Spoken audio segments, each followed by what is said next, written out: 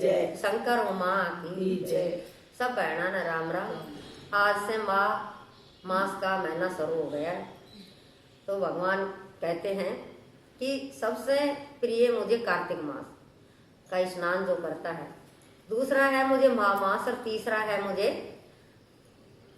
बैसाख मास, और चौथा है वो है अधिक लोंड मास। अगर कोई प्राणी भूल से भी एक भी दिन इस महीने में स्नान कर लेता है तो उसको कहीं भी कोई भी दुख तकलीफ नहीं होती, वो सीधा मेरे धाम में आता है। इसीलिए व्रतों में एकादशी और वृक्षों में तुलसा माता, ये मुझे सबसे प्रिय है। जो प्राणी इनमें जल चढ़ाता है या 11 का व्रत करता है, वो कभी भी संकटों से दुखों से कभी भी घिरता नहीं है। वो हमेशा मेरे सन्मुख ही रहता है, मेरे चरणों में ही रहता है। तो आज बहनों हम माह मास का मातम पहला सुना रहे हैं। अगर आपको अच्छा लगे तो आगे बढ़ाना और थोड़ा बहुत हमारा भी सहयोग करना, और सब बहन स्नान के लिए प्रेरित होना। बोल श्री विष्णु भगवान की जय। नारायण नमस्कृत्य नरवे चैव नरोत्तम देवी सरस्वती चैव तत्तो जय मुदीरयेत। सारे संसार के कर्ता श्री भगवान विष्णु, देवी सरस्वती तथा श्री गुरु जी के चरण कमलों में मैं नमस्कार करता हूँ। इस मास मातम भाषा की रचना करता हूँ। एक समय श्री सूत जी ने अपने गुरु श्री व्यास जी से कहा कि हे गुरुदेव, कृपा करके आप मुझसे मास मातम को कहिए, क्योंकि मैं आपका शिष्य हूँ। व्यास जी कहने लगे कि हे रघुवंश के राजा दिलीप, एक समय यज्ञ के स्नान के पश्चात पैरों में जूते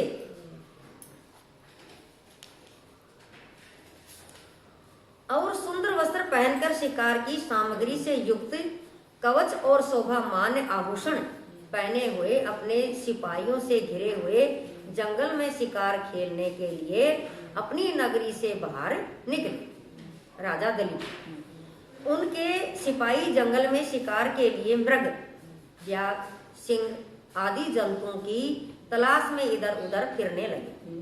उस वन में वन स्थली अत्यंत शोभा को प्राप्त हो रही थी।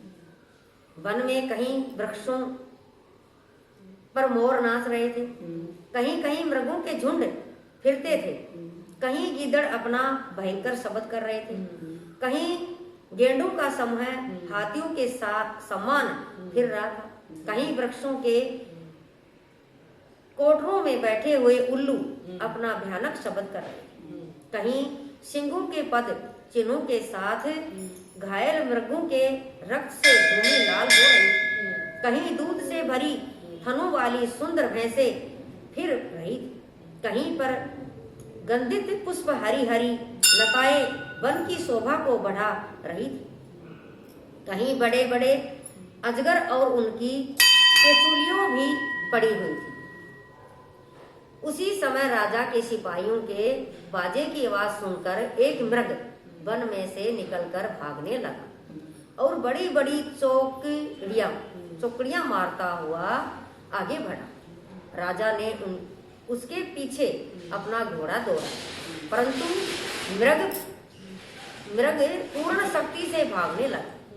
मृग कांटेदार वृक्षों के एक जंगल में घुसा और राजा ने भी उसके पीछे वन में प्रवेश किया, परंतु दूर जाकर मृग राजा की दृष्टि से ओझल होकर कहीं निकल गया।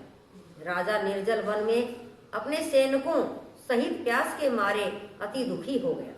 दोपहर के समय अधिक मार्ग पर चलने से सैनिक थक गए और घोड़े रुक गए। कुछ थोड़ी देर बाद राजा ने एक बड़ा भारी सुंदर सरोवर देखा, जिसके किनारों पर घने वृक्ष थे। इसका जल सजनों के हृदय के समान पवित्र था। सरोवर का जल लहरों से बड़ा सुंदर लगता था।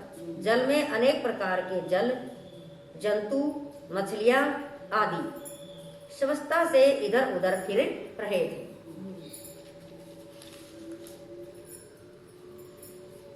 दुष्टों के समान निर्दयी चित्त वाले मगरमच्छ भी थे। किसी किसी जगह लोभी के घर के समान सिमाल भी पड़ी हुई थी। सिवाल जैसे विपत्ति में पड़े हुए लोगों के दुखों को हरने वाली दानी पुरुष के समान यह सरोवर अपने जल से सबको दुखी करता था, जैसे मेघ चालक के दुख को हरता है। सरोवर को देखकर राजा की थकावट दूर हो गई। रात्रि को राजा ने वहीं विश्राम किया और सैनिक पहरा देने लगे और चारों तरफ फैल गए। रात के अंतिम समय में सूकरों के एक झुंड ने आकर अंतिम समय में पानी पिया और कमल के झुंड के समान आया। तब शिकारियों ने सावधान होकर सूकरों पर आक्रमण कर दिया, उनको मारकर पृथ्वी पर गिरा दिया। उस समय सब शिकारी कोलाहल करते हुए बड़ी प्रसन्नता के साथ राजा के पास गए और राजा प्रभात हुआ देखकर उनके साथ ही अपनी नगरी की तरफ चल पड़ा। रास्ते में एक तपस्वी को देखा जिसका शरीर तपस्या और नियम के कारण बिल्कुल सूख गया था, जो मृगछाला और वलकल पहने हुए था। राजा ने ऐसे घोर तपस्वी को देखकर बड़े आश्चर्य से उसको प्रणाम किया और हाथ जोड़कर खड़ा हो गया। तपस्वी ने राजा को कहा कि हे राजन, इस पुण्य शुभ माघ में इस सरोवर को छोड़कर तुम यहाँ से क्यों जाने की इच्छा करते हो? तब राजा कहने लगा कि मातम, मैं तो मास में स्नान के फल के बारे में कुछ भी नहीं जानता। कृपा करके आप विस्तार पूर्वक मुझको बतलाइए।